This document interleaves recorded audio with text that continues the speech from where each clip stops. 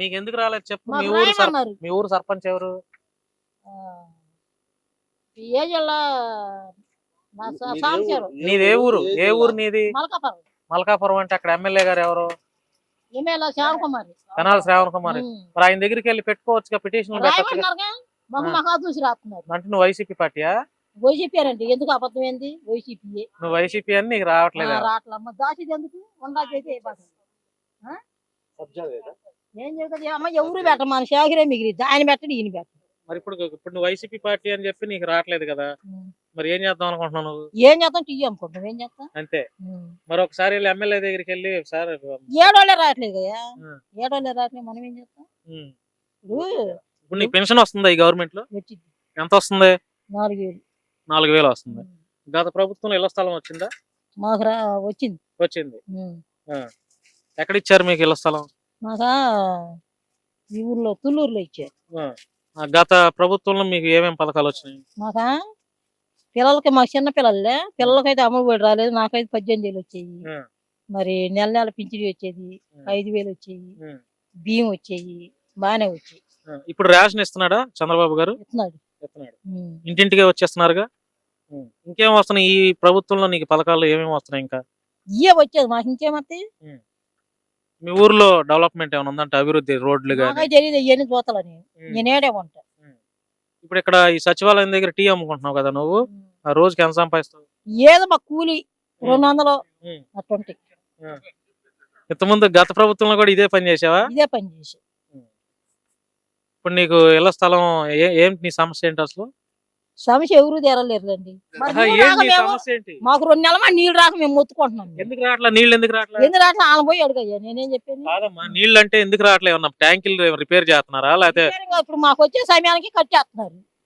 మీకు వచ్చే సమయానికి ఎందుకు?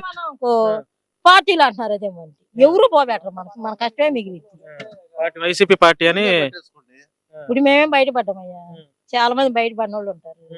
మరి అదే రావట్లే, మాదే వస్తుంది. మాకు నీళ్ళు రాక మేము 2 నెలలు అయింది నీళ్ళు వాడుకొని. మేము మినరల్ వాటర్ పెట్టి వాడుకుంటున్నాం. మేము ఈ రోజుగా మినరల్ వాటర్ మా ఇంటికాడ. ఊరు సర్పంచ్ గారిని అడిగితే చేస్తాడు కదా. ఏది వదలట్లేదుగా. వదిలితే మేము ఎందుకు చెబుతాను? నీకు చెబుతానా? వదులుతాయా? నీళ్ళు ఏముంది, పార్టీలు పక్కన పెట్టండి, పార్టీలు సంగతాయా?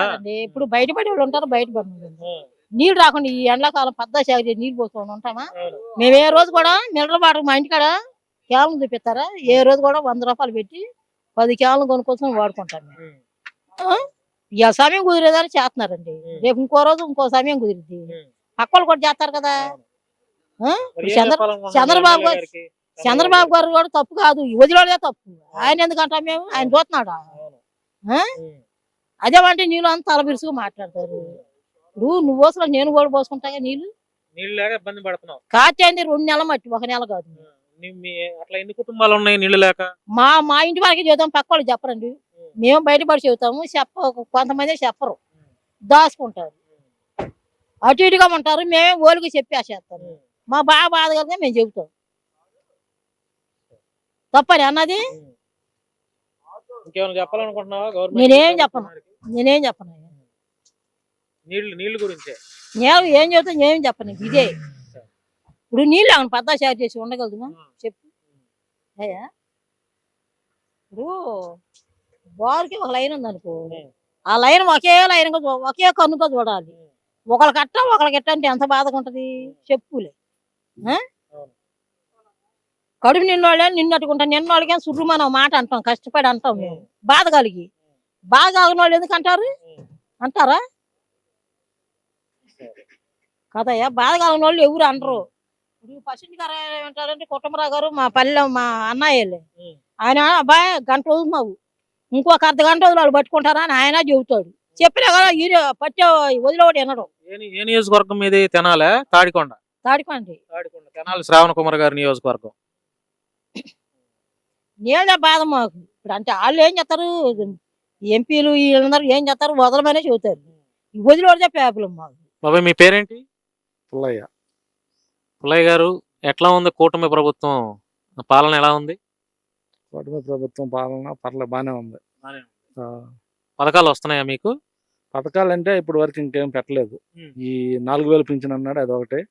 ఆయన చెప్పిందంటే అన్న క్యాంటీన్, గ్యాస్ బండ్లు ఒకటి ఆ మూడే వస్తున్నాయి. ఈ తల్లి వందనం, అమ్మ ఒడి అవి అయితే ఇంతవరకు రాలే ఇంకా.